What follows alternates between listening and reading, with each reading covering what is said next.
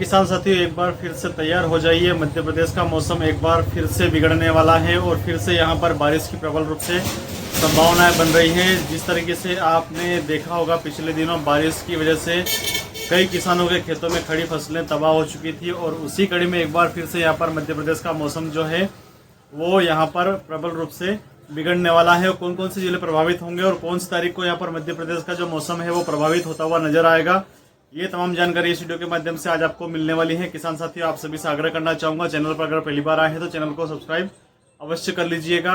मैं हूं आपका शुभचिंतक नानालाल बंबोरिया और आप देख रहे हैं खबरों का पिटारा।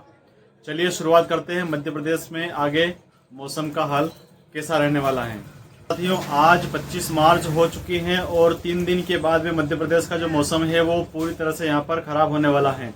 28 मार्च को दोपहर 3 बजे के बाद में मौसम की गतिविधियां यहाँ पर शुरू हो जाएगी और उसके बाद में पश्चिमी विक्षोभ यहाँ पर प्रबल रूप से सक्रिय होता हुआ नजर आएगा और उसके बाद में यहाँ पर मध्य प्रदेश में बारिश का दौर आपको देखने को मिलेगा। अभी वर्तमान में आप देख रहे होंगे पंजाब, हरियाणा, राजस्थान, उत्तर प्रदेश क्षेत्रों में यहाँ पर बारिश का अलर्ट जारी किया गया है। उसके साथ ही इसका जो असर है वो मध्य प्रदेश में भी यहाँ पर देखने को मिलने वाला है। इसका जो प्रभाव है वो मध्य प्रदेश के जिलों की अगर हम बात करते हैं, मुरैना, भिंड, ग्वालियर, शिवपुरी, श्योपुर, दतिया, गुना, अशोकनगर, सागर, टीकमगढ़, मंदसौर, नीमच, रतलाम, उज्जैन, आगर, राजगढ़, शाजापुर, इंदौर, धार, भोपाल, विदिशा, सीहोर और जबलपुर, ये ऐसे क्षेत्र रहेंगे जहां पर 29 और 30 तारीख को अच्छी बारिश की संभावना यहाँ पर देखने को मिल रही है। खास करके 28 मार्च को दोपहर के बाद में यहाँ पर मौसम की गतिविधि प्रारंभ हो जाएगी और उसके बाद में 29 और 30 मार्च को यहाँ पर इन जिलों में यहाँ पर बारिश की प्रबल रूप से संभावनाएं बन रही हैं।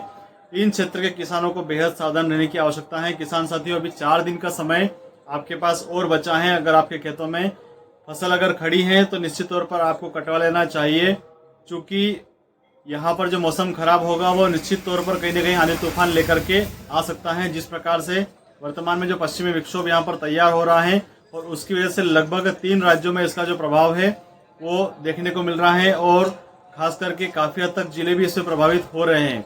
उत्तर प्रदेश, राजस्थान और पंजाब, हरियाणा क्षेत्र में भी इसका जो प्रभाव है वो देखने को मिल रहा है और मध्य प्रदेश में भी जो इसका असर है वो आगामी तारीख में आपको देखने को मिलेगा।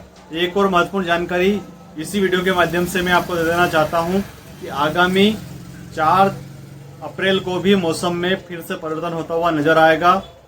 यहाँ पर फिर से मौसम में भी जो गतिविधियां सक्रिय हो रही हैं उसके अनुरूप यहाँ पर 4 और 5 अप्रैल को भी बारिश की संभावनाएं बन रही है। उसका पूरा विश्लेषण हमारे द्वारा लगातार किया जा रहा है।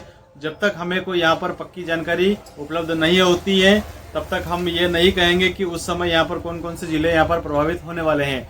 लेकिन वर्तमान में जो जिले मैंने आपको यहाँ पर बताए हैं उन सभी सर्कल में यहाँ पर बारिश की प्रबल रूप से संभावनाएं बन रही हैं। किसान साथियों से आग्रह करना चाहूँगा, समय से आप सतर्क हो जाएं और खास करके अपनी जो फसलों की कटाई है वो सही तरीके से कर लें। अगर आपकी फसल वाकई में अगर पकी नहीं है और कच्ची है तो इस बारिश की वजह से उसको नुकसान ज़्यादा नहीं होगा। कच्ची फसल नहीं काटें, लेकिन फसल अगर पूरी तरह से सूख चुकी है तो निश्चित तौर पर समय से आप सभी लोग अलर्ट हो जाएं। इसके साथ ही इन दिनों में अगर आपके यहाँ किसी प्रकार का मांगलिक आयोजन है तो आपको सावधान और सतर्क रहने की आवश्यकता है, क्योंकि जिस प्रकार से यहाँ पर पश्चिमी विक्षोभ एक्टिव हो रहा है उसका जो प्रभाव है इन जिलों में देखने को मिलेगा। इसके साथ ही यहाँ पर हल्की आंधी का दौर भी देखने को मिल सकता है और आपने देखा होगा पिछले 3 दिनों से लगातार बादलों का जो कलर है वो पूरी तरह से चेंज हो चुका है और हमारा जो विश्लेषण करने का जो तरीका होता है इन बादलों के माध्यम से ही होता है। जिस प्रकार से इनके जो रंग में परिवर्तन होता हुआ नजर आ रहा है, निश्चित तौर पर यहाँ पर कुछ बड़ा होने की प्रबल रूप से संभावनाएं बन रही हैं। इसके साथ में एक और अपील करना चाहूँगा कि वर्तमान में ईरान, इराक और अमेरिका का जो युद्ध चल रहा है उसमें भारत में स्थितियां सामान्य हैं। किसी भी प्रकार की अफवाहों पर ध्यान नहीं दें जब तक कि आपको ऑथेंटिक और प्रमाणित जानकारी किसी स्रोत से प्राप्त नहीं होती है। तब तक किसी भी प्रकार की अफवाहों पर ध्यान नहीं देते हुए आप अपना जो कार्य कर रहे हैं वो निरंतर करते जाएं।